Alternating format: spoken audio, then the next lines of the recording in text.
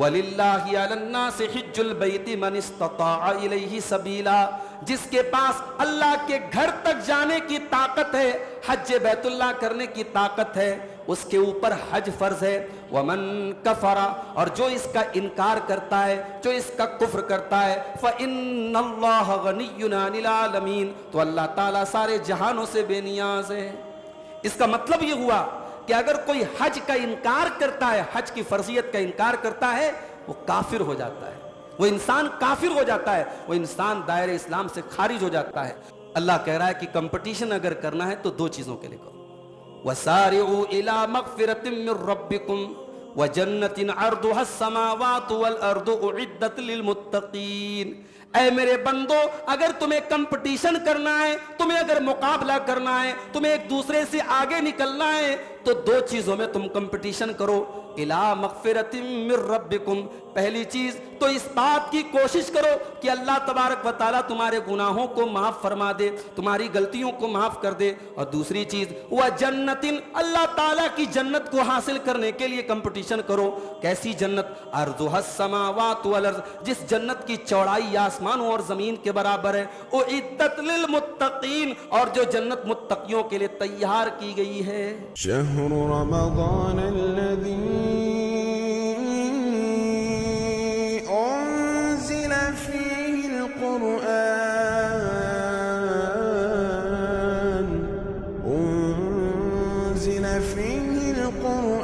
هدى للناس وبينات من الهدى والفرقان۔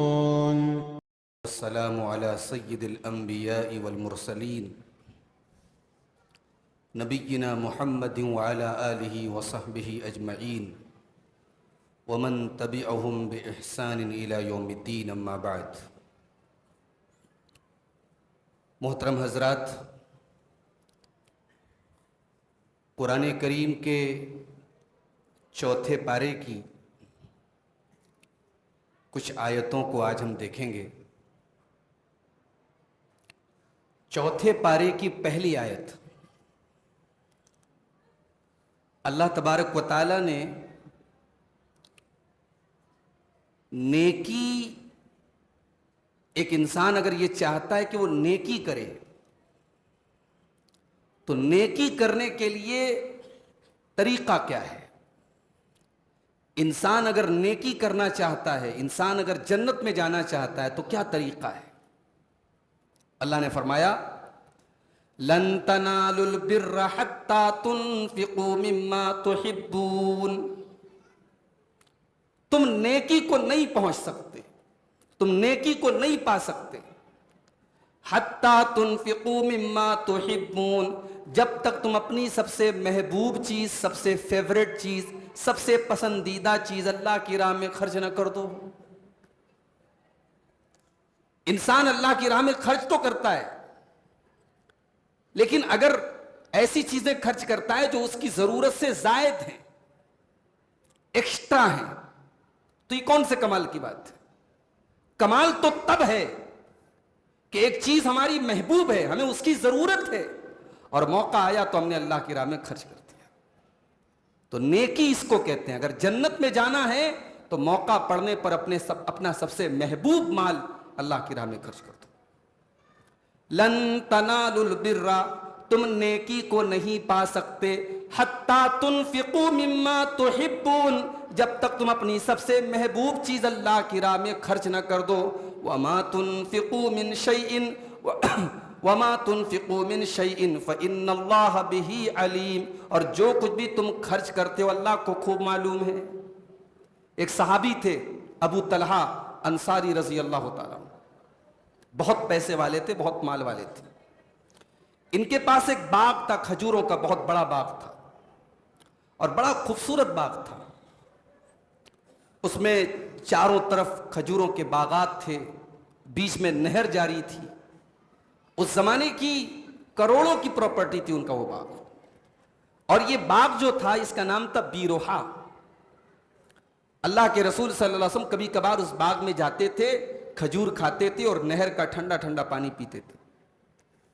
تو جب قرآن کریم کی یہ آیت نازل ہوئی، چوتھے پارے کی پہلی آیت، تو حضرت ابو طلحہ انصاری رضی اللہ تعالیٰ عنہ اللہ کے نبی کے پاس آئے اور کہا کہ اے اللہ کے نبی، میں اپنا وہ باغ اللہ کی راہ میں دینا چاہتا ہوں، اور میں آپ کو یہ بتانے آیا ہوں کہ آج کے بعد میرا وہ مال، میرا وہ باغ میں اللہ کی راہ میں خرچ کر رہا ہوں۔ ایک منٹ کے لیے، ایک پل کے لیے بھی حضرت ابو طلحہ نے یہ نہیں سوچا کہ اتنا بڑا مال ہے، اتنی بڑی پراپرٹی ہے، ساری زندگی کی میری سب سے بڑی کمائی ہے۔ قرآن کی آیت نازل ہوئی، لن تنالوا البر حتى تنفقوا مما تحبون۔ ابو طلحہ انصاری نے کہا کہ اے اللہ کے نبی، میں اپنا وہ باغ اللہ کی راہ میں دے رہا ہوں۔ اللہ کے رسول نے فرمایا کہ اے ابو طلحہ، یہ تو بڑا قیمتی مال ہے، اتنا بڑا باغ تم اللہ کی راہ میں دے رہے ہو؟ آپ نے بڑی حیرت سے فرمایا۔ اس کے بعد اللہ کے رسول نے فرمایا کہ میری رائے یہ ہے کہ آپ اپنا یہ باغ اپنے رشتہ داروں میں جو ضرورت مند ہیں، جو غریب ہیں، ان کو آپ دے دیں۔ چنانچہ حضرت ابو طلحہ رضی اللہ تعالیٰ عنہ نے اپنا وہ باغ اپنے غریب رشتہ داروں کو دے دیا۔ اس سے یہ بھی پتہ چلا کہ جب ہم صدقہ کریں، خیرات کریں، تو اپنے رشتہ داروں میں جو ضرورت مند ہیں ان کو ہم پریفر کریں، ان کو ترجیح دیں، پہلے ان کو دینے کی ہم کوشش کریں۔ اس کے بعد خانہ کعبہ کی فضیلت بیان کی گئی۔ خانہ کعبہ کا کیا مقام ہے؟ ان اول بیت وضع للناس للذی ببکہ مبارکا وہدی للعالمین۔ سب سے پہلا جو گھر اللہ تعالیٰ کی عبادت کے لیے روئے زمین پر بنایا گیا، یہ وہی گھر ہے جس کا نام خانہ کعبہ ہے، جو بکہ میں بنایا گیا۔ بکہ یہ مکہ کا دوسرا نام ہے۔ مکہ کا ایک نام بکہ ہے، اور مکہ کا نام بکہ کیوں پڑا؟ بکہ کے معنی عربی میں وہ جگہ جہاں انسان کو رونا آ جائے، جہاں انسان کی آنکھوں سے آنسو آ جائے۔ اور آج بھی دنیا کے بڑے بڑے مجرم، بڑے چھٹے چھٹے بدماش، دنیا کے بڑے قاتل، مجرم، لٹیرے، اس گھر کی یہ خاصیت ہے، اس گھر کا یہ کمال ہے کہ جب اس گھر کے پاس جاتے ہیں اپنے آنسوؤں پر اختیار نہیں رکھ پاتے۔ انسان کتنا بھی بڑا گنہگار ہو، اس گھر کے اندر اللہ نے ایسی تاثیر رکھی ہے، جب انسان کی پہلی نظر پڑتی ہے اللہ کے اس گھر کے اوپر، انسان کو اپنے آنسوؤں پر اختیار نہیں ہوتا۔ ان اول بیت وضع للناس، سب سے پہلا جو گھر اللہ تعالیٰ کی عبادت کے لیے بنایا گیا، للذی ببکہ، یہ وہی گھر ہے جو بکہ شہر میں، جو مکہ شہر میں، مبارکا وہدی للعالمین، اور یہ گھر بڑی برکت والا گھر ہے۔ یہ خانہ کعبہ برکت والا گھر ہے، ہر اعتبار سے برکت ہے۔ اس گھر میں، اس خانہ کعبہ کے پاس ایک نماز کا ثواب 1,00,000 نماز کے برابر ہے۔ وہ ایسی جگہ ہے جہاں 24/7 طواف ہوتا رہتا ہے، اللہ کا ذکر ہوتا رہتا ہے، اللہ کی عبادت ہوتی رہتی ہے۔ پھر وہ جگہ ایسی ہے، ہزاروں سال پہلے جب حضرت ابراہیم علیہ السلام نے اپنے بیٹے اسماعیل کو اور اپنی بیوی ہاجرہ کو جب وہاں چھوڑا تھا، تو وہ جگہ کیسی تھی میرے بھائی؟ وہ جگہ کیسی تھی؟ وہاں کلاک ٹاور نہیں تھا، وہ بڑی بڑی بلڈنگیں نہیں تھیں، وہاں آج کی طرح کا خوشحال مکہ نہیں تھا۔ وہ تو ایسی جگہ تھی کہ ابراہیم علیہ السلام جب اپنے بیوی بچے کو چھوڑ کے جانے لگے تو کیا دعا کرتے ہیں؟ ربنا انی اسکنت من ذریتی بواد غیر ذی زرع عند بیتک المحرم۔ اے اللہ، میں اپنے بچوں کو، اپنی بیوی بچوں کو ایسی جگہ چھوڑ کے جا رہا ہوں جہاں ایک اناج کا دانہ بھی پیدا نہیں ہوتا۔ اس جگہ آج نہ پانی کی کمی ہے، نہ پھلوں کی کمی ہے، دنیا کے سارے پھل آپ کو وہاں مل جائیں گے۔ تو وہ برکت والی جگہ ہے، وَهُدًى لِّلْعَالَمِينَ، اور ساری کائنات کی ہدایت کا مرکز ہے۔ ساری دنیا والوں کا قبلہ اللہ تعالیٰ نے اس خانہ کعبہ کو بنا دیا۔ دنیا کے کسی کونے میں مسلمان جب نماز پڑھتا ہے تو اسی خانہ کعبہ کو اپنا ڈائریکشن بناتا ہے، اسی کو اپنا قبلہ بناتا ہے۔ وَهُدًى لِّلْعَالَمِينَ، وہ ساری کائنات کی ہدایت کا مرکز بھی بنا دیا گیا۔ فیہ آیات بینات، اور اس خانہ کعبہ کے پاس اللہ تعالیٰ کی کھلی ہوئی نشانیاں ہیں۔ مقام ابراہیم، وہاں پہ مقام ابراہیم ہے، وہاں پہ وہ پتھر بھی ہے جہاں ابراہیم علیہ السلام نے کھڑے ہو کر کے خانہ کعبہ بنایا تھا۔ اس گھر کے پاس اللہ کی بے شمار نشانیاں ہیں۔ انسان اگر غور کرے تو قدم قدم پر وہاں اللہ تعالیٰ کی توحید کے نشان اس کو ملیں گے، اللہ کی عظمت کے نشان اس کو ملیں گے۔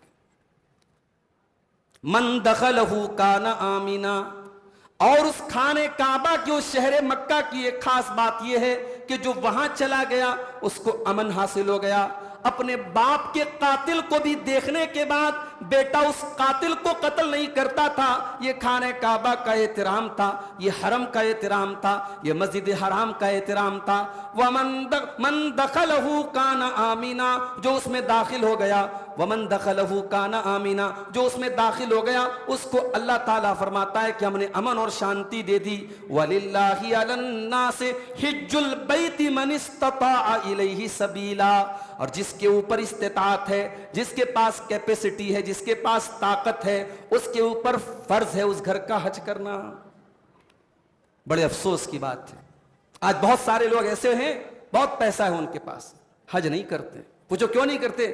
ارے صاحب کیا بتائیں, بڑی ذمہ داریاں ہیں میرے کندھے پر, بیٹی کی شادی کرنا ہے, مکان بنانا ہے, بیٹے کو جاب دلانا ہے. یہ بہانے آپ کے حج نہ کرنے کے. اگر آپ کے پاس مال ہے اور اتنا مال ہے کہ آپ آسانی سے حج کر کے آ سکتے ہیں, آپ کے بال بچوں کو کوئی دقت نہیں ہوگی, آپ کے اوپر حج فرض ہے.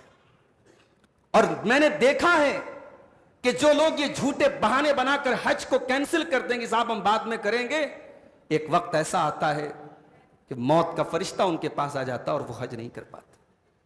ایک وقت ایسا بھی آتا ہے کہ وہ حج کرنا چاہتے ہیں, پیرالائزڈ ہو گئے, اپاہج ہو گئے, ویل چیئر پہ چلنے لگے, مجبور ہو گئے, بستر پر گئے, اور پھر ان کے دل میں درد پیدا ہوتا ہے کہ کاش میں نے جوانی میں حج کر لیا ہوتا, کاش میں نے طاقت رہتے ہوئے حج کر لیا ہوتا. تو یہ جھوٹے ایکسکیوز مت بناؤ میرے بھائی. اگر حج کرنے کی طاقت ہے جوانی میں حج کرو. کیوں ڈرتے ہو؟ بعض لوگ اس لیے ڈرتے ہیں کہ صاحب حج کر لیں گے حاجی صاحب ہو جائیں گے. بڑا اپنے آپ کو مینٹین کر کے رکھنا پڑے گا, نماز کی پابندی کرنی پڑے گی, دین پر چلنا پڑے گا. یہ بھی بالکل غلط بات ہے. دین پر تو آپ کو ایسے بھی چلنا چاہیے, نماز کی پابندی تو ایسے بھی کرنی چاہیے. اور اگر حج کرنے کے بعد آپ نماز کی پابندی کریں گے, مینٹین رکھیں گے اپنے آپ کو, تو یہ اور اچھی بات ہے. اس سے ڈر کر کے حج نہ کرنا یہ بڑی بد نصیبی کی بات ہے. وَلِلَّهِ عَلَى النَّاسِ حِجُّ الْبَيْتِ مَنِ اسْتَطَاعَ إِلَيْهِ سَبِيلًا, جس کے پاس اللہ کے گھر تک جانے کی طاقت ہے, حج بیت اللہ کرنے کی طاقت ہے, اس کے اوپر حج فرض ہے. وَمَن كَفَرَ, اور جو اس کا انکار کرتا ہے, جو اس کا کفر کرتا ہے, فَإِنَّ اللَّهَ غَنِيٌّ عَنِ الْعَالَمِينَ, تو اللہ تعالیٰ سارے جہانوں سے بے نیاز ہے. اس کا مطلب یہ ہوا کہ اگر کوئی حج کا انکار کرتا ہے, حج کی فرضیت کا انکار کرتا ہے, وہ کافر ہو جاتا ہے, وہ انسان کافر ہو جاتا ہے, وہ انسان دائرہ اسلام سے خارج ہو جاتا ہے. اور اگر کوئی انسان طاقت رہنے کے باوجود حج فرض ہے اور نہیں کرتا ہے, بہت بڑا گنہگار ہے اور اللہ کا ناشکرا ہے. اللہ نے جو مال دیا ہے اس کی وہ ناشکری کر رہا ہے. اس کے بعد سورہ آل عمران کی وہ آیت آتی ہے جو اللہ کے رسول صلی اللہ علیہ وسلم اپنے ہر خطبے میں پڑھتے تھے. ہم لوگ بھی جمعہ کے خطبے میں اس کو پڑھتے ہیں. یا ایھا الذین آمنوا اتقوا اللہ حق تقاتہ ولا تموتن الا وانتم مسلمون. اے ایمان والو, اللہ سے ڈرو, اللہ سے ڈرو, حق تقاتہ, جیسا ڈرنے کا حق ہے, ولا تموتن, اور تمہیں موت نہ آئے, الا وانتم مسلمون, مگر اسلام کی حالت میں. اللہ سے ڈرو جیسا ڈرنے کا حق ہے. اس کا کیا مطلب ہوا؟ اس کا مطلب یہ ہوا, اس کا ایک مطلب ایک مفسر نے لکھا ہے کہ اللہ سے ڈرو جیسا ڈرنے کا حق ہے. اس کا مطلب یہ ہوا کہ ان یطاع فلا یعصى, اللہ کی اطاعت کی جائے, اللہ کی نافرمانی نہ کی جائے. وان یذکر فلا ینسى, اللہ کو یاد رکھا جائے, اللہ کو کبھی بھولا نہ جائے. وان یشکر ولا یکفر, اور اللہ کا ہمیشہ شکریہ ادا کیا جائے, اللہ کی کبھی ناشکری نہ کی جائے. آج مسئلہ یہ ہے کہ ہمارا تقوی بھی ٹیمپرری ہے. رمضان میں متقی بن گئے صاحب, مسجد میں آ گئے تو متقی بن گئے, کسی پروگرام میں آ گئے, علماء ہیں, عالم ہیں, علمی مجلس میں بیٹھے وہاں متقی بن گئے. کاروبار میں متقی نہیں ہے, لین دین میں متقی نہیں ہے, شادی بیاہ میں متقی نہیں ہے. اللہ کہہ رہا ہے اللہ سے ایسا ڈرو, ایسا تقوی اختیار کرو, حق تقاتہ, اللہ سے جیسا ڈرنے کا حق ہے, اور تمہیں موت نہ آئے مگر اسلام کی حالت میں, مرتے دم تک, زندگی کی آخری سانس تک اپنے ایمان کی حفاظت کرو.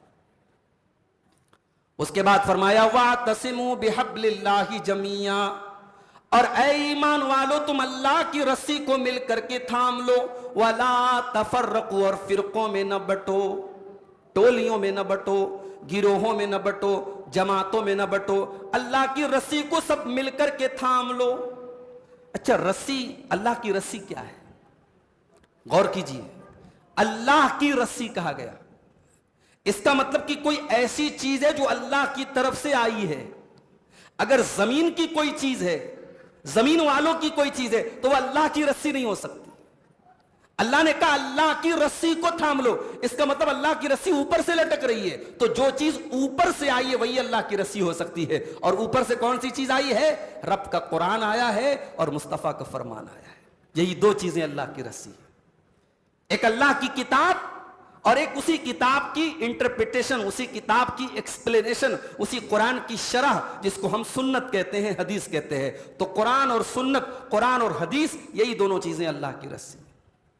اور اسی لیے اللہ کے نبی فرماتے ہیں ترکت فیکم شیئین، میں دو چیزیں تمہارے بیچ میں چھوڑ کے جا رہا ہوں، لن تضلوا بعدہما، ان دونوں چیزوں کو تھامنے کے بعد تم کبھی گمراہ نہیں ہو سکتے، کتاب اللہ و سنتی، ایک اللہ کی کتاب اور ایک میری سنت، میرا طریقہ ہے۔ اور اللہ کی قسم اہل حدیث کی دعوت بھی یہی ہے، کوئی تیسری دعوت نہیں۔ ہم کہتے ہیں آ جاؤ اللہ کی رسی کو تھام لو۔ ہم نے کسی شہر کی طرف اپنی نسبت نہیں کی، ہم نے کسی شخصیت کی طرف، کسی امام کی طرف اپنی نسبت نہیں کی، ہم نے اپنی نسبت بھی کی تو حدیث کی طرف کی، ہم نے اپنی نسبت کی تو جناب محمد رسول اللہ صلی اللہ علیہ وسلم کی طرف کی، ہم نے اپنی جب بھی نسبت کی قرآن و سنت کی طرف کی۔ تو اللہ نے فرمایا کہ اللہ کی رسی کو مل کر کے تھام لو اور فرقوں میں نہ بٹو۔ وَاذْكُرُوا نِعْمَتَ اللَّهِ عَلَيْكُمْ، اور اللہ کی نعمت کو یاد کرو، اذ کنتم اعداء، جب تم ایک دوسرے کے دشمن تھے، فألف بین قلوبکم، تو اللہ نے تمہارے دلوں میں ایک دوسرے کی محبت ڈال دی، فاصبحتم بنعمتہ اخوانا، اور تم اللہ کے نعمت سے، اللہ کے کرم سے بھائی بھائی بن گئے۔ ذرا اسلام کے پہلے کی تاریخ آپ اٹھا کے دیکھیے، عرب کی چھوٹی چھوٹی باتوں پر وہ لڑا کرتے تھے، چھوٹے چھوٹے میٹر پر 40 برس جنگیں ہوا کرتی تھی، اور اللہ کے نبی نے آ کر کے کتنی محبت پیدا کر دی، ایسی محبت پیدا کر دی کہ مکہ کے مہاجر جب مدینہ پہنچے، نبی نے ایک آدمی کا نام لے کے کہہ دیا کہ یہ مکہ کا مہاجر ہے، یہ مدینہ کا انصاری ہے، یہ دونوں بھائی بھائی ہیں، پہلے سے کوئی رشتہ نہیں ہے، پہلے سے کوئی بلڈ ریلیشن نہیں ہے، کوئی خون کا رشتہ نہیں ہے، نبی نے ایک زبان پر بھائی بھائی بنا دیا، اور اس رشتے کو نبی کے صحابہ نے ایسا نبھایا میرے بھائیوں کہ پوری انسانی تاریخ میں اس کی مثال نہیں ملتی۔ عبد الرحمن ابن عوف مکہ کے مہاجر ہیں، مدینہ آتے ہیں، ان کے پاس پھوٹی کوڑی بھی نہیں ہے، اللہ کے پیارے نبی نے ان کا بھائی بنایا سعد بن ربی رضی اللہ تعالیٰ عنہ کو۔ سعد بن ربی پیسے والے آدمی تھے، انہوں نے کہا عبد الرحمن یہ میرا مال ہے، یہ میری پراپرٹی ہے، یہ میرے کھجوروں کے باغات ہیں، آ جاؤ، اللہ کے رسول نے تمہیں میرا بھائی بنایا ہے، اے عبد الرحمن میں اپنے سارے مال کو، ساری پراپرٹی کو 2 حصوں میں بانٹ دیتا ہوں، آدھا تم لے لو، آدھا میں لے لیتا ہوں۔ اے عبد الرحمن تم مدینہ میں نئے آئے ہو، تمہیں شادی کرنے میں، تمہیں رشتہ کرنے میں بھی مسئلہ آئے گا، پریشانی آئے گی۔ اے عبد الرحمن میری 4 بیویاں ہیں، تم کسی ایک بیوی کو پسند کر لو، میں طلاق دے دیتا ہوں، اور عدت گزارنے کے بعد تم اس سے نکاح کر لینا۔ اپنی بیوی تک کو قربان کرنے کو تیار، اپنی زمین و جائیداد کو قربان کرنے کو تیار، مگر عبد الرحمن بھی خوددار انسان تھے، انہوں نے کہا نہیں، بارک اللہ لک فی اہلک و مالک، اے میرے بھائی اللہ تیرے فیملی میں، تیرے پریوار میں برکت دے، اللہ تیرے مال میں برکت دے، مجھے نہیں چاہیے تیرا مال، مجھے نہیں چاہیے، مجھے تیرے گھر میں مجھے شادی نہیں کرنا، اور نہ مجھے تیرا مال، تیری پراپرٹی چاہیے۔ اے میرے بھائی میں تو تاجر آدمی ہوں، میں تو بزنس مین آدمی ہوں، مجھے مارکیٹ کا پتہ بتا دو۔ مارکیٹ کا پتہ بتایا، اور حضرت عبد الرحمن ابن عوف نے پنیر کا اور گھی کا کاروبار شروع کیا، اور کچھ دنوں کے بعد اللہ نے بہت ان کو برکت دے دی، بہت پیسے والے ہو گئے۔ تو یہ محبت، یہ بھائی چارہ، یہ دوستی، یہ دل کا تعلق، اللہ کہہ رہا ہے کہ میرے بندو یاد کرو، تم ایک دوسرے کے دشمن تھے، ہم نے اپنے نبی کو بھیج کے تمہیں بھائی بھائی بنا دیا۔ وَكُنْتُمْ عَلَى شَفَا حُفْرَةٍ مِّنَ النَّارِ، تم جہنم کے گڑھے کے کنارے تھے، تم جہنم میں جانے ہی والے تھے، اتنے گناہ کرتے تھے، اتنے غلط کام کرتے تھے کہ تم جہنم میں جانے ہی والے تھے۔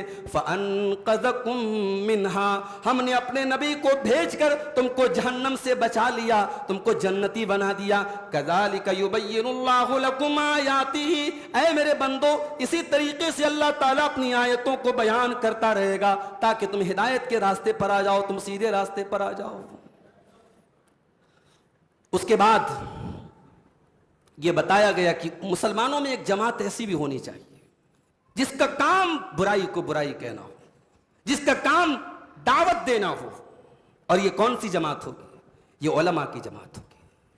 ہر انسان کا کام نہیں ہے، ایک جماعت ایسی ہونی چاہیے جو خاص ہو اس کام کے لیے، جو علم حاصل کرے، جو باقاعدہ دعوت کے اصولوں سے واقف ہو اور پھر وہ عوام میں دعوت کا کام کرے۔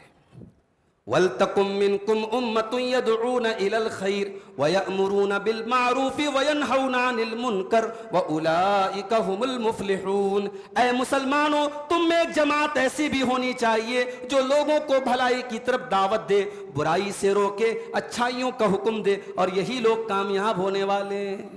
اس کا مطلب یہ ہوا کہ امت میں ہر دور میں ایک طبقہ ایسا ہونا چاہیے جو برائی کو برائی کہے، جو اچھائی کو اچھائی کہے، جو شراب کو شراب کہے، جو زنا کو زنا کہے، جو حرام کو حرام کہے، جو حلال کو حلال کہے۔ ہر دور میں ایسی جماعت ہونی چاہیے۔ اور اگر اللہ نہ کرے کبھی ایسا دور آ گیا جب دنیا سے علماء چلے گئے اور یہ کام کرنے والے مٹ گئے، وہی دن اس امت کی تباہی کا دن۔ اسی لیے اللہ قرآن میں کہتا ہے وَمَا كَانَ رَبُّكَ مُهْلِكَ الْقُرَىٰ وَمَا كَانَ رَبُّكَ مُهْلِكَ الْقُرَىٰ بِظُلْمٍ وَأَهْلُهَا مُصْلِحُونَ، اے میرے نبی آپ کا رب کسی بستی کو ہلاک نہیں کرتا ہے جب تک اس بستی میں اصلاح کرنے والے لوگ موجود ہوں، جب تک برائی کو برائی کہنے والے لوگ موجود ہوں تب تک اللہ تعالیٰ بستی کو ہلاک نہیں کرتا ہے۔ تو اگر نجات چاہیے، اگر کامیابی چاہیے تو ایک جماعت ایسی ہونی چاہیے۔ اب اس جماعت کو ہمیں تیار کرنا ہے۔ ہر انسان کوشش کرے اپنے محلے سے، اپنے علاقے سے کچھ ایسے بچوں کو دین کے کاموں میں لگائے، ان کو عالم بنائے، ان کو قرآن کا حافظ بنائے، اس کو دین کا داعی بنائے۔ ہر محلے میں، ہر گاؤں میں، ہر بستی میں ایسے لوگ ہونے چاہیے۔ اگر یہ کام ہم نے نہیں کیا تو یہ ہماری تباہی اور بربادی کی نشانی ہوگی میرے بھائیو۔ اس کے بعد اس امت کا مقام بتایا گیا۔ یہ امت دنیا کی سب سے بہترین امت ہے، یہ دنیا کی سب سے بہترین کمیونٹی ہے، لیکن یہ مقام رسپانسبلٹی بھی رکھتا ہے۔ اگر اللہ تعالیٰ نے ہم کو دنیا کی سب سے بہترین امت بنایا ہے تو ہمارے کندھوں پر اللہ تعالیٰ نے کچھ رسپانسبلٹی بھی ڈالی ہے، کچھ ذمہ داری بھی ڈالی ہے۔ فرمایا کنتم خیر امت اخرجت للناس تأمرون بالمعروف وتنہون عن المنکر وتؤمنون باللہ، اے مسلمانوں تم دنیا کی سب سے بہترین امت ہو، لیکن کان کھول کر کے سن لو، اخرجت للناس، تمہیں انسانیت کو کچھ دینے کے لیے پیدا کیا گیا ہے۔ تمہارے وجود کے ذریعے، تمہاری ذات کے ذریعے انسانیت کو کچھ ملنا چاہیے، دنیا کو یہ لگنا چاہیے کہ ہاں یہ مسلمانوں کی بستی ہے، یہ مسلمانوں کا علاقہ ہے، ان کے ذریعے انسانیت کا فائدہ ہو رہا ہے، ان کے ذریعے دنیا کا بھلا ہو رہا ہے۔ اخرجت للناس، تم انسانیت کو کچھ دینے کے لیے بنائے گئے ہو۔ تامرون بالمعروف، تم نیکیوں کا حکم دیتے ہو، وتنہون عن المنکر، اور برائیوں سے روکنے کا کام کرتے ہو، وتؤمنون باللہ، اور تم اللہ کے اوپر ایمان رکھتے ہو۔ دنیا کی ساری قومیں اللہ کو ماننے کا دعویٰ کرتی ہیں، مگر اللہ کو صحیح طریقے سے ماننا، اللہ کی توحید کے ساتھ ماننا، اللہ کی ذات پر ایمان رکھنا، اللہ کی صفات پر ایمان رکھنا، اللہ پر ویسا ایمان رکھنا جیسا اللہ کو چاہیے، ویسا ایمان اگر کوئی رکھتا ہے تو سچا مسلمان رکھتا ہے۔ اسی لیے اللہ نے کہا وَتُؤْمِنُونَ بِاللَّهِ، تم دنیا کی بہترین امت ہو کیونکہ تم اللہ کے اوپر ایمان رکھتے ہو۔ اس کے بعد یہودیوں کی کارستانیاں بیان کی گئی کہ یہودی وہ خبیث قوم ہے جس نے اپنے نبیوں کو قتل کیا، یہ وہ خبیث لوگ ہیں جو بے ایمان ہیں، سود کھاتے ہیں اور امانت میں خیانت کرتے ہیں۔ اللہ تعالیٰ نے یہودیوں کی یہ کارنامے بیان کیے، ان کے جرائم بیان کیے. یہ سب بیان کرنے کے بعد اللہ تعالیٰ نے ایک عجیب بات بیان کی. فرمایا لیسو سواء، لیسو سواء، یہ سارے اہل کتاب، یہ سارے یہودی برابر نہیں ہیں. من اہل الکتاب امۃ قائمۃ یتلون آیات اللہ آناء اللیل وہم یسجدون. انہی اہل کتاب میں ایسے بھی لوگ ہیں جو راتوں کو اللہ کی بارگاہ میں سجدہ کرتے ہیں، جو اللہ کی آیتوں کی تلاوت کرتے ہیں، جو اللہ سے ڈرا کرتے ہیں، جن کے دل میں اللہ کا خوف ہے. اللہ اکبر. یہ اللہ تبارک و تعالیٰ کا انصاف دیکھو میرے بھائی. قرآن کریم میں اللہ یہودیوں کا جرم بیان کر رہا ہے. اور یہودی کون ہے؟ وہ قوم ہے جو اللہ کو گالی دیتی تھی، وہ قوم ہے جو اللہ کو برا بھلا کہتی تھی، جس نے عیسیٰ علیہ السلام کو قتل کرنے کی کوشش کی، جس نے زکریا علیہ السلام کو قتل کیا، جس نے یحییٰ علیہ السلام کو قتل کیا. یہ وہ قوم تھی. مگر اللہ تبارک و تعالیٰ ایک اصول بتا رہا ہے کہ سب کو ایک لاٹھی سے ہانکنا یہ مسلمان کا شیوا نہیں ہونا چاہیے. یہودیوں میں بھی اچھے لوگ بھی تھے، ان میں ایماندار لوگ بھی تھے، ان میں اللہ سے ڈرنے والے بھی لوگ بھی تھے. جب اللہ نے یہودیوں کے جرائم بیان کیے اور اہل کتاب کی کارستانی بیان کی تو قرآن کی یہ آیت بھی اللہ نے نازل کی کہ سب برابر نہیں ہیں. ان میں وہ لوگ بھی ہیں جو راتوں کو اللہ کی آیتوں کی تلاوت کرتے ہیں. اس میں ہمیں اور آپ کو ایک اصول دیا گیا جو ہمارے یہاں ایک اصول ہے نا، everything is fair in love and war. پیار اور جنگ میں سب جائز ہے. نہ یہ غلط اصول ہے، جھوٹ ہے. یہ فرضی اصول ہے، من گڑت اصول ہے. نہ پیار میں سب جائز ہے، یہ پیار ہی کے نام پہ تو ہو رہا ہے. لڑکیاں گھروں سے بھاگ رہی ہیں، باپ کی عزت کو مٹی میں ملا کے، ماں کی عزت کو مٹی میں ملا کے، ماں باپ کی زندگی بھر کی پرورش کو مٹی میں ملا کے غیر مسلم کے ساتھ فرار ہو رہی ہیں. ہو رہا ہے کہ نہیں ہو رہا ہے؟ پیار کے نام پہ ہو رہا ہے صاحب. نہ پیار میں سب جائز ہے اور نہ جنگ میں سب جائز ہے. اپنے دشمن کے ساتھ بھی آپ کو ناانصافی کرنے کی اجازت نہیں. کسی کے خلاف اگر آپ ہیں تو اس کا مطلب نہیں کہ اس کی خوبیوں کو بھی آپ نظر انداز کر دیں. اللہ نے ہمیں ایک اصول دیا. اس کے بعد فرمایا وَإِن تَصْبِرُوا وَتَتَّقُوا لَا يَضُرُّكُمْ كَيْدُهُمْ شَيْئًا. اے مسلمانوں، تمہارے دشمنوں کی چال سے اگر تمہیں بچنا ہے تو دو چیزوں کو تم لازم پکڑ لو. وَإِن تَصْبِرُوا وَتَتَّقُوا، اپنے اندر صبر پیدا کر لو اور اپنے اندر تقوی پیدا کر لو. صبر پیدا کر لو اور تقوی پیدا کر لو. صبر کا کیا مطلب ہے؟ صبر کا مطلب یہ ہے کہ ہمیں اللہ کی تقدیر پر ایمان ہونا چاہیے. بڑی سے بڑی ٹریجڈی آ جائے، مصیبت آ جائے، پریشانیاں آ جائیں، انسان اپنے جذبات پر، اپنے ایموشنز پر، اپنی زبان پر کنٹرول رکھے. اللہ کو کوئی ناراض کرنے والی بات منہ سے نہ نکالے. یہ صبر ہے. تو صبر بھی ہونا اور تقوی بھی ہونا، یہ دو چیزیں اگر ہیں تو اللہ کہہ رہا ہے لا یضرکم کیدہم شیئا. تمہارا دشمن تمہارے خلاف جتنی بھی بڑی بڑی پلاننگ کر لے وہ تمہارا کچھ بگاڑ نہیں سکتا ہے، وہ تمہارا کوئی نقصان نہیں کر سکتا ہے. اس کے بعد جنگ احد کا ذکر کیا گیا. اسلام میں دوسری جو جنگ لڑی گئی، جو مسلمانوں سے اور مشرکوں سے جو دوسری جنگ لڑی گئی، 3 ہجری میں جنگ احد لڑی گئی. اس جنگ میں مسلمان پہلے شروعات میں جیت گئے، غالب آ گئے دشمن کے اوپر، اور دشمن بھاگنے لگا، مسلمان مال غنیمت حاصل کرنے لگے. لیکن ایک مسٹیک کر دیا مسلمانوں نے. اللہ کے نبی صلی اللہ علیہ وسلم نے احد کے میدان میں پیچھے کی طرف ایک پہاڑی تھی، اس پہاڑی کے اوپر 50 صحابہ کرام کو تعینات کیا تھا کہ کچھ بھی ہو جائے تمہیں یہاں سے نہیں ہٹنا ہے. جب مسلمان جنگ جیت گئے اور مال غنیمت کو حاصل کرنے لگے تو وہ جو 50 صحابہ وہاں موجود تھے ان میں آپس میں اختلاف ہونے لگا کہ اب ہمیں کیا کرنا چاہیے.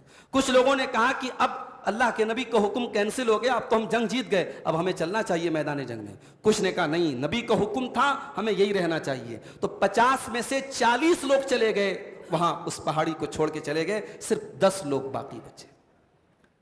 جب مشرکین بھاگنے لگے تو مشرکین کے کمانڈرز میں سے کمانڈر تھے جن کا نام خالد بن ولید تھا، جو ابھی مسلمان نہیں ہوئے تھے. اور یہ جملہ نوٹ کر لیجئے کہ خالد بن ولید وہ کمانڈر ہیں کہ اسلام لانے کے پہلے بھی اور اسلام لانے کے بعد بھی جس فوج کے کمانڈر خالد بن ولید تھے وہ فوج کبھی ہاری نہیں ہے. یہ ریکارڈ رہا ہے حضرت خالد بن ولید کا. اسی لیے دنیا کے ٹاپ 10 کمانڈرز میں اور دنیا کے ٹاپ 10 ویریئرز میں حضرت خالد بن ولید کا نام آتا ہے، جس نے یعنی جنگ کے اپنے ایک اصول اور جنگ کی اپنی ایک اسٹریٹجی بتائی تھی انہوں نے۔ خالد بن ولید واپس جا رہے تھے، ان کی نظر اسی پہاڑی کے اوپر پڑی، وہ ویک پوائنٹ تھا مسلمانوں کا، وہاں سے پیچھے سے حملہ کیا جا سکتا تھا مسلمانوں پر۔ انہوں نے دیکھا کہ وہ پورشن تو خالی ہے، وہاں 10 لوگ موجود ہیں۔ انہوں نے اپنے ساتھیوں کو اکٹھا کیا اور حملہ کیا، وہ 10 صحابہ بیچارے شہید ہو گئے، اور اس کے بعد پورا جنگ کا پانسا پلٹ گیا اور مسلمان ایک جیتی ہوئی جنگ ہار گئے۔ اب سورہ آل عمران میں اللہ تبارک و تعالی نے اس جنگ میں ہارنے کے بعد 70 صحابہ شہید ہو گئے، اللہ کے نبی زخمی ہو گئے اور چہرے سے خون بہ رہا ہے، دانت ٹوٹ گئے اللہ کے نبی کے، سب کچھ ہوا، مگر اللہ تبارک و تعالی نے کہاں کہاں مسلمانوں کی کمی تھی، کہاں کہاں ان کو اپنی اصلاح کرنی چاہیے، وہ تمام باتیں سورہ آل عمران کے اندر اللہ تعالیٰ نے بیان کی۔ اور جب اللہ تعالیٰ نے یہ ساری باتیں بیان کی تو ایک حکم یہ بھی دیا، یا ایھا الذین آمنوا لا تاکلوا الربا اضعافا مضاعفا، اے ایمان والو تم سود نہ کھانا، تم بیاج نہ کھانا، تم بڑھا چڑھا کر کے سود نہ کھانا، واتقوا اللہ، اور اللہ سے ڈرتے رہنا، لعلکم تفلحون، تاکہ تم کامیاب ہو جاؤ۔ اس جنگ کے میدان میں سود سے بچنے کا اللہ حکم کیوں دے رہا ہے؟ اللہ یہ بتا رہا ہے کہ تقویٰ کا حکم ہم تم کو دے رہے ہیں۔ تقویٰ کا تعلق صرف جنگ کے میدان سے نہیں ہے، تقویٰ کا تعلق صرف مسجد کی نماز سے نہیں ہے، تقویٰ کا تعلق تمہاری کمائی سے اور تمہارے کاروبار سے بھی ہے۔ مسلمانوں، اب آئندہ زندگی میں طے کر لو کہ سود اور بیاج کا لین دین نہیں کرنا ہے اور گناہوں سے اپنے آپ کو بچانا ہے، تبھی اللہ تم کو کامیاب کرے گا۔ اس کے بعد کمپٹیشن کرنے کا حکم دیا گیا۔ آج ہمارے یہاں بھی کمپٹیشن ہوتا ہے، ہمارے پڑوسی نے 5 لاکھ کی گاڑی لے لی تو ہم 10 لاکھ کی گاڑی کیسے لے گے بھائی، ہمارا نام اس کے نام سے اوپر کیسے ہوگا؟ فلاں کے بچے نے انجینئرنگ پڑھ لی، ڈاکٹر بن گیا، انجینئر بن گیا، ہمارا بیٹا کیسے ڈاکٹر بنے، ہم اس کے برابر کیسے ہو جائیں؟ ہوتا ہے نا کمپٹیشن، زمین کو لے کے ہو رہا ہے، جائیداد کے لیے ہو رہا ہے، پراپرٹی کے لیے ہو رہا ہے۔ اللہ کہہ رہا ہے کہ کمپٹیشن اگر کرنا ہے تو 2 چیزوں کے لیے کرو، وَسَارِعُوا إِلَىٰ مَغْفِرَةٍ مِّن رَبِّكُمْ وَجَنَّةٍ عَرْضُهَا السَّمَاوَاتُ وَالْأَرْضُ أُعِدَّتْ لِلْمُتَّقِينَ۔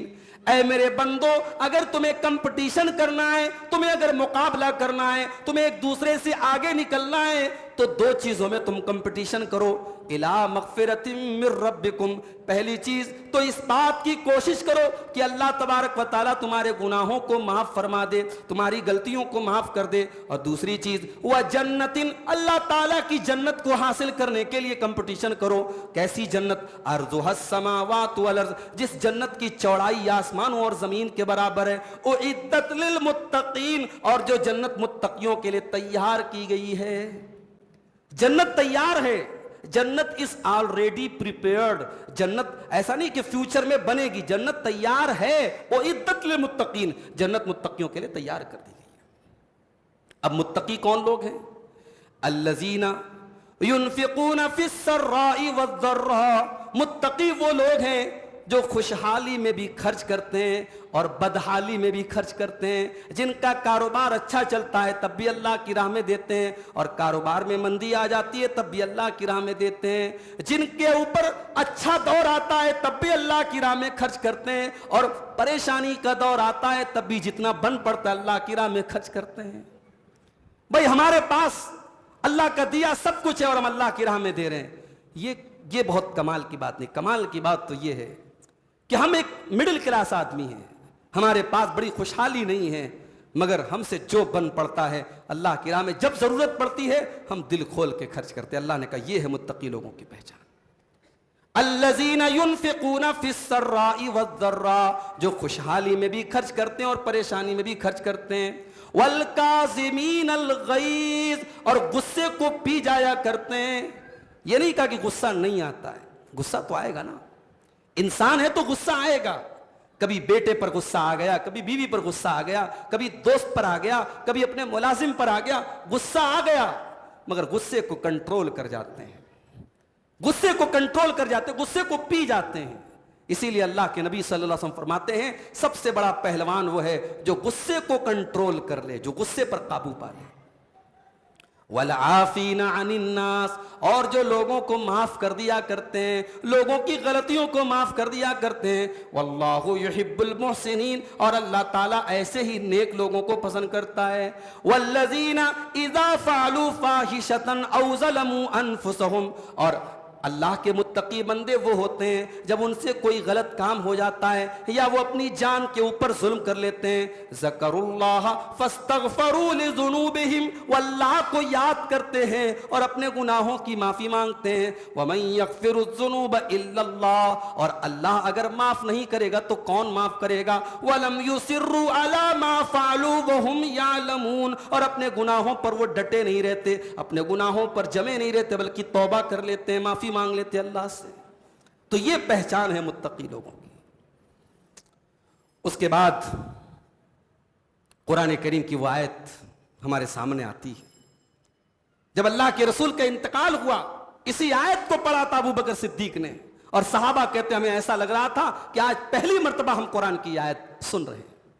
وما محمد الا رسول، محمد تو ایک رسول ہیں، افئن مات، اگر ان کو موت آ جائے، او قتلا، یا وہ شہید کر دیے جائیں، انقلبتم علی اعقابکم، تو کیا تم اپنی ایڑیوں کے بل پلٹ جاؤ گے، ومن ینقلب علی عقبیہ، اور جو اپنی ایڑیوں کے بل پلٹ جائے گا، جو اسلام کو چھوڑ دے گا، مرتد ہو جائے گا، فلن یضر اللہ شیئا، وہ اللہ کا کچھ بھی بگاڑ نہیں سکتا۔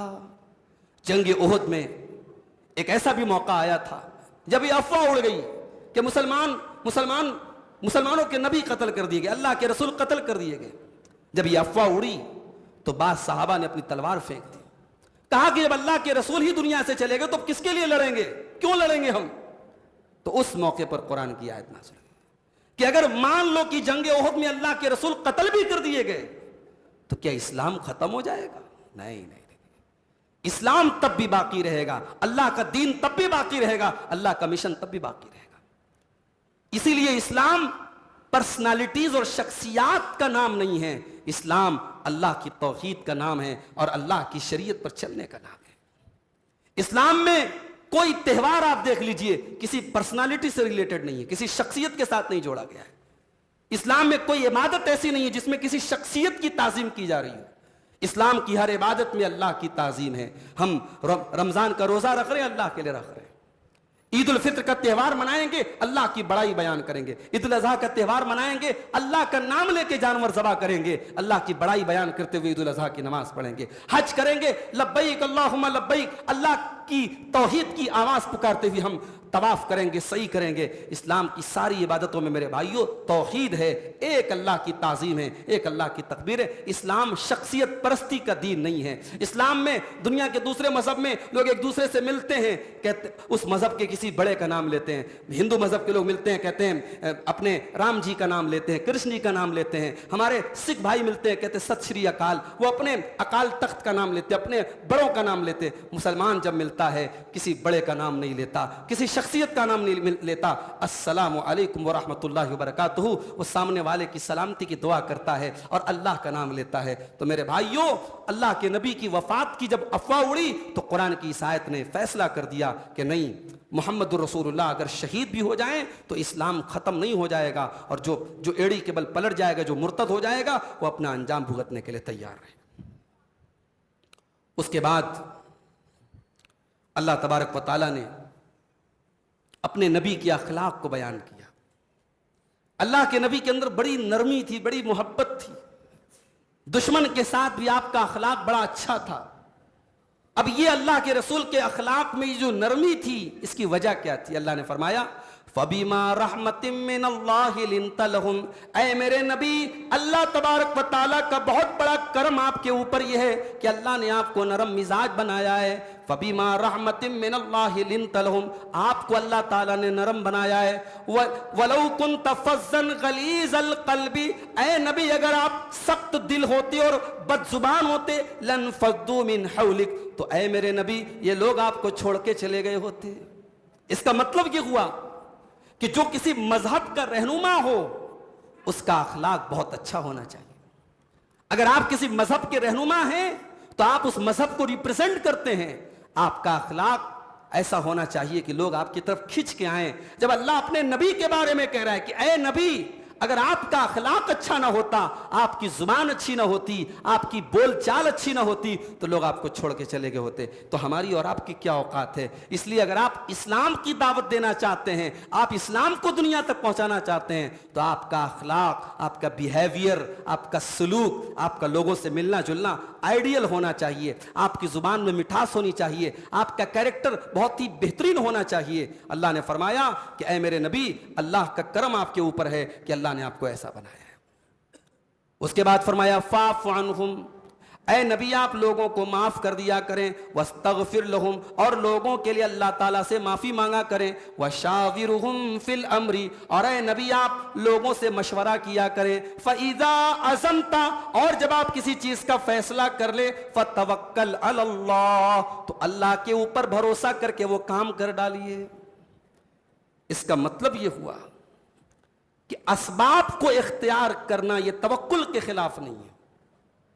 دنیا میں اللہ تعالیٰ نے ہر چیز کا کچھ سبب بنایا ہے, اسباب کو اختیار کرنا یہ توکل کے خلاف نہیں ہے. اگر ہمیں آم کا پھل چاہیے تو ہمیں آم کا بیج زمین میں ڈالنا پڑے گا. ہمیں اگر پیسہ کمانا ہے, تجارت کرنا ہے, تو ہمیں تجارت اوپن کرنا پڑے گا, ہمیں دکان کھولنی پڑے گی. اللہ نے دنیا کو دارالاسباب بنایا ہے. اسباب, آپ بیمار ہیں تو آپ کو ڈاکٹر کے پاس جانا ہوگا, میڈیسن لینا ہوگا, ٹریٹمنٹ کرنا ہوگا, شفا اللہ تعالیٰ دے گا. مگر اسباب جو اللہ نے بنائے ہیں ان اسباب کو اختیار کرنا چاہیے. اللہ نے اپنے نبی سے کہا کہ اے نبی آپ لوگوں سے مشورہ کیا کریں.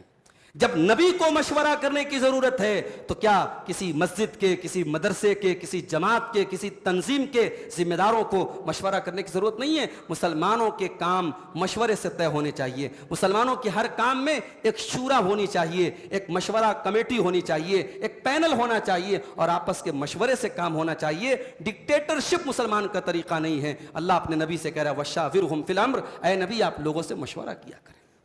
اور مشورہ کرنے کے بعد اور ہر طریقے سے سوچنے سمجھنے کے بعد جب کوئی کام کرنا ہو تو کرتے وقت بھی یہ دل میں خیال نہ رہے کہ میں بڑا ٹیلنٹڈ ہوں اور یہ میرا کمال ہے, بلکہ کام کا انجام اللہ کے اوپر چھوڑ دینا چاہیے. اس لیے کہ انسان جتنا بھی پلاننگ کر لے, اگر اللہ تبارک و تعالیٰ نے کام کا صحیح ہونا نہیں لکھا ہے تو ساری پلاننگ آپ کی دھری کی دھری رہ جائے گی. اس لیے اللہ نے فرمایا کہ اے نبی جب آپ فیصلہ کر لیں فتوکل علی اللہ, تو اللہ کے اوپر بھروسہ کر کے اس کام کو آپ آگے بڑھیے.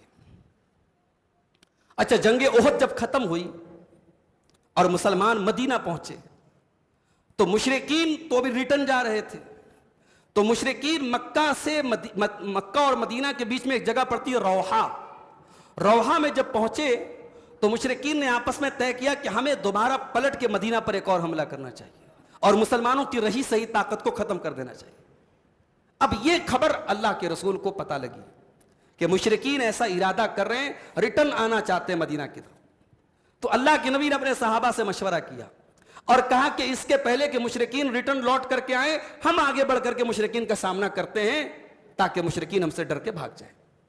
اب غور کیجئے, ابھی جنگ احد ختم ہوئی ہے, 70 صحابہ کو ابھی دفن کر کے آئے ہیں, مسلمان زخموں سے چور ہیں, اللہ کے نبی زخموں سے چور ہیں, مگر دشمن کی چال کو ناکام کرنے کے لیے اللہ کے نبی اپنے صحابہ کو لے کر کے مدینہ سے نکلے اور ایک جگہ جس کا نام حمراء الاسد ہے وہاں تک آپ پہنچے. اور دشمنوں نے جب مکہ کے مشرکین نے دیکھا کہ مسلمان تو خود چل کے آئے ہیں, ان کو لگا کہ اس کا مطلب کہ مسلمانوں کو اور بھی طرف سے مدد مل رہی ہے, وہاں سے مشرکین واپس چلے گئے. اب اپنے نبی کے صحابہ کی یہ ادا اللہ کو اتنی پسند آئی کہ اللہ نے سورہ آل عمران کے اندر یہ آیت نازل کر دی, الذین استجابوا للہ والرسول من بعد ما اصابهم القرح للذین احسنوا منهم واتقوا اجر عظیم.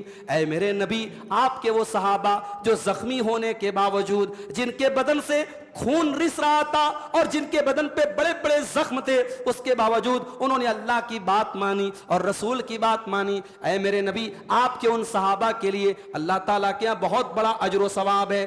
الذین قال لهم الناس ان الناس قد جمعوا لكم, ان سے کہا گیا کہ بہت بڑا لشکر تیار ہو کر کے آ رہا ہے. جب ان کو یہ کہا گیا فخشوہم, ان سے ڈرو, بہت بڑا لشکر تمہارے لیے تیار ہو کر کے آ رہا ہے. فزادہم ایمانا, تو ان کا ایمان اور بڑھ گیا. وقالوا حسبنا اللہ ونعم الوکیل, اور انہوں نے کہا اللہ ہمارے لیے کافی ہے اور اللہ بہترین مدد کرنے والا ہے. اس کا مطلب یہ ہوا کہ سچا مومن جو ہوتا ہے وہ مصیبتوں میں بھی اپنا ہوش نہیں کھوتا ہے، مصیبتوں میں اس کا ایمان اور بڑھ جاتا ہے۔ صحابہ کرام کا ایمان اور بڑھ گیا اور انہوں نے کہا اللہ ہمارے لیے کافی ہے اور اللہ بہترین مدد کرنے والا ہے۔ اس کے بعد سورہ نساء شروع ہوتی ہے اور سورہ نساء میں اللہ تبارک و تعالیٰ نے سب سے پہلے یہ حکم دیا کہ رشتہ داری کو کاٹنے سے ڈرو۔ وَاتَّقُوا اللَّهَ الَّذِي تَسَاءَلُونَ بِهِ وَالْأَرْحَامَ، رشتہ داری کو کاٹنے سے ڈرو اور اللہ سے ڈرو۔ اس کا مطلب یہ ہوا کہ اللہ کی نظر میں رشتہ بہت بڑی چیز ہے، جس کے ساتھ آپ کا خون کا رشتہ ہے، کوئی بھائی ہے، کوئی چاچا ہے، کوئی تایا ہے، کوئی بھتیجا ہے، کوئی پوتا ہے، رشتوں سے ہم بدے ہوئے ہیں اور یہ رشتے ہمارے نہیں اللہ کے بنائے ہوئے رشتے ہیں، لہٰذا رشتوں کو کاٹنے سے انسان کو ڈرنا چاہیے اور رشتوں کو نہیں کاٹنا چاہیے، رشتوں کو نہیں توڑنا چاہیے۔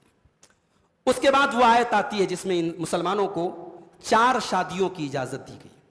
فَانْكِحُوا مَا طَابَ لَكُم مِّنَ النِّسَاءِ مَثْنَىٰ وَثُلَاثَ وَرُبَاعَ، تم نکاح کرو ان عورتوں سے جو تمہارے لیے اچھی ہوں، 2 نکاح کر سکتے ہو، 3 کر سکتے ہو، 4 کر سکتے ہو۔ فَإِنْ خِفْتُمْ أَلَّا تَعْدِلُوا، اگر تمہیں اس بات کا ڈر ہے کہ تم انصاف نہیں کر پاؤ گے، فَوَاحِدَةٌ، تو ایک شادی کرو۔ یہاں ایک بات کی وضاحت کرنا چاہتا ہوں۔ کل اتفاق سے انسٹاگرام پر ایک ویڈیو سامنے آیا، ہمارے پڑوسی ملک میں ایک انجینئر صاحب ہیں، ان کا ایک ویڈیو سامنے آ گیا۔ ہمارے بہت سارے نوجوان بڑا فالو بھی کرتے ہیں ان کو، انجینئر صاحب کو، ان کو یہ لگتا ہے کہ صاحب یہ وہ بات بتاتے جو علماء نہیں بتاتے۔ تو ان سے کسی نے پوچھا، انٹرویو لینے والے نے، کہ انجینئر صاحب یہ بتائیے کہ اسلام میں شادی کا کیا معاملہ ہے؟ تو انہوں نے کہا بھائی اسلام میں شادی تو ایک ہی ہے، 4 کی اجازت ہے، شادی ایک ہے۔ اور اس کے بعد میں کمنٹ دیکھ رہا تھا تو خاص طور سے خواتین کے کمنٹ آ رہے تھے کہ یہ پہلا مولوی ہے جو عورتوں کے حق میں بول رہا ہے، اور یہ بالکل صحیح بات بول رہا ہے۔ ایک خاتون کا تو کمنٹ یہاں تک میں نے دیکھا، انہوں نے کہا کہ میں تو فلاں مفتی صاحب کو سن کر کے اسلام سے بیزار ہو گئی تھی، انجینئر صاحب کا بہت بہت شکریہ کہ ان کو سننے کے بعد اب اسلام سے میرے اندر محبت پیدا ہو رہی ہے۔ یعنی کیا مینٹیلٹی ہم کیا بنا رہے ہیں میرے بھائی؟ اگر ہمارے ماحول میں 1 سے زیادہ شادیوں کا رواج نہیں ہے، یا ہمارے گھر کی جو حالت ہے، ہماری فیملی کی جو سچویشن ہے وہ ہمیں اجازت نہیں دیتی کہ ہم 1 سے زیادہ شادی کریں، تو اس کا مطلب یہ ہے کہ 1 سے زیادہ شادی حرام ہو گئی اور ہم اسلام کی ایک غلط انٹرپریٹیشن دنیا کے سامنے پیش کریں۔ قرآن کریم کی اس آیت میں اللہ تبارک و تعالیٰ جب نکاح کا ذکر کر رہا ہے تو پہلے 2 کا ذکر کر رہا ہے کہ تم نکاح کرو 2 عورتوں سے، 3 عورتوں سے، 4 عورتوں سے۔ اگر تم ڈرو کہ تم انصاف نہیں کر پاؤ گے تو 1 سے کرو۔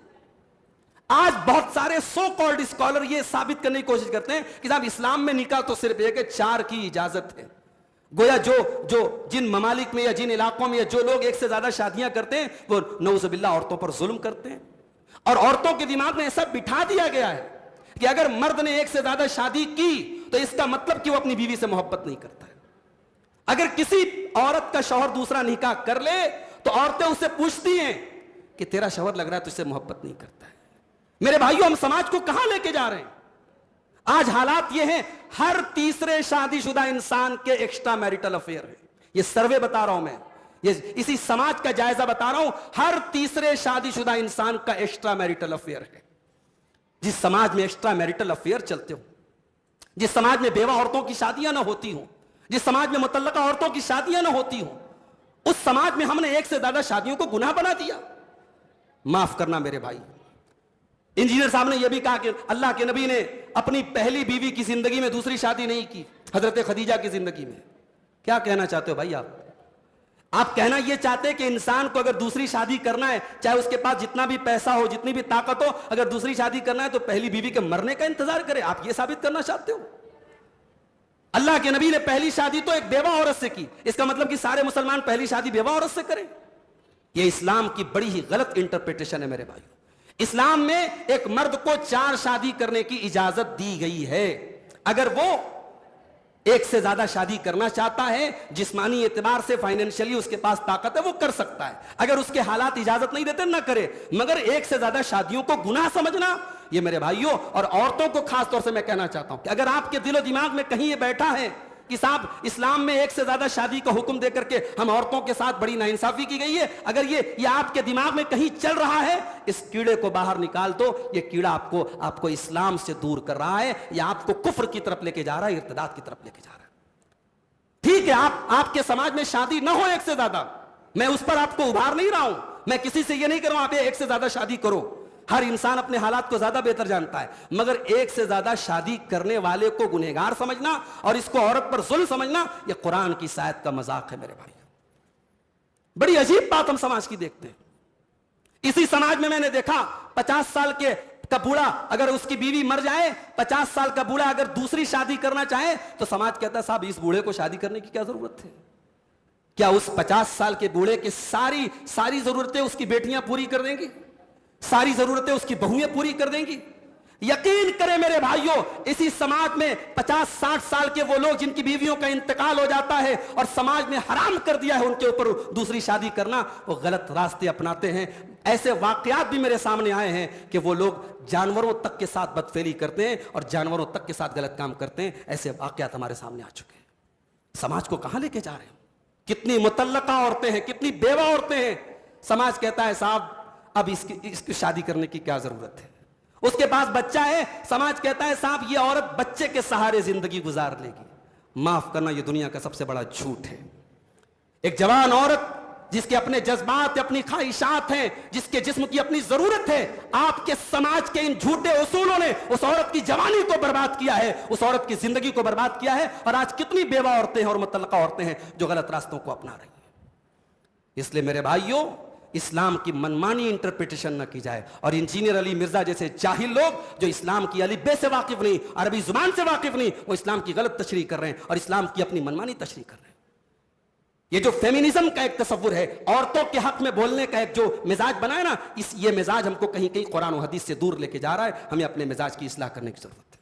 قرآن کی آیت صاف کہہ رہی ہے، اور اللہ کے رسول کے تمام صحابہ نے ایک سے زیادہ شادیاں کی تھیں. تو کیا نعوذ باللہ ان کو نہیں پتا تھا وہ اپنی پہلی بیوی سے محبت نہیں کرتے تھے؟ ان کو نہیں پتا تھا کہ حضرت خدیجہ کی زندگی میں اللہ کے نبی نے دوسری کوئی شادی نہیں کی؟ مجھے کوئی ایک صحابی کا نام حدیث کی سیرت کی کتاب سے لا کے دکھا دو جس نے اپنی پہلی بیوی کے مرنے کا انتظار کیا ہو کہ جب وہ مر جائے گی تب ہم دوسری شادی کریں گے. کیا اسلام کی کیا ہم تشریح کر رہے ہیں میرے بھائی؟ مجھے بہت تکلیف ہوئی اس ویڈیو کو سننے کے بعد. اور قرآن کریم کی جب یہ آیت ہمارے سامنے آئی ہے تو ہم یہ بات واضح کر دیں کہ قرآن نے ہمیں ایک سے زیادہ شادی کرنے کی اجازت دی ہے.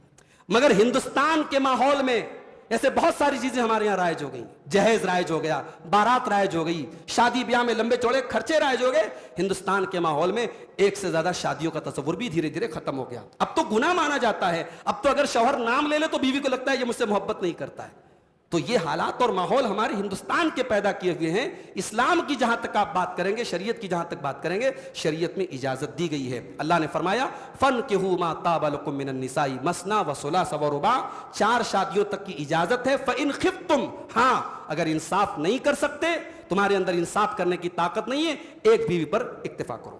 اس کے بعد آخری بات سورہ یعنی چوتھے پارے کے لاسٹ میں اللہ تبارک و تعالیٰ نے ان عورتوں کی لسٹ بتائی ہے جن عورتوں سے ہم نکاح نہیں کر سکتے، جن عورتوں سے نکاح کرنا حرام ہے. اس پر انشاءاللہ ہم کل تفصیل سے روشنی ڈالیں گے کہ کن کن عورتوں سے ہم نکاح نہیں کر سکتے. اس میں ایک چیز کا اللہ نے ذکر کیا کہ اپنے باپ کی بیوی سے نکاح نہیں کر سکتے، یعنی اپنی سوتیلی ماں سے نکاح کرنا حرام ہے.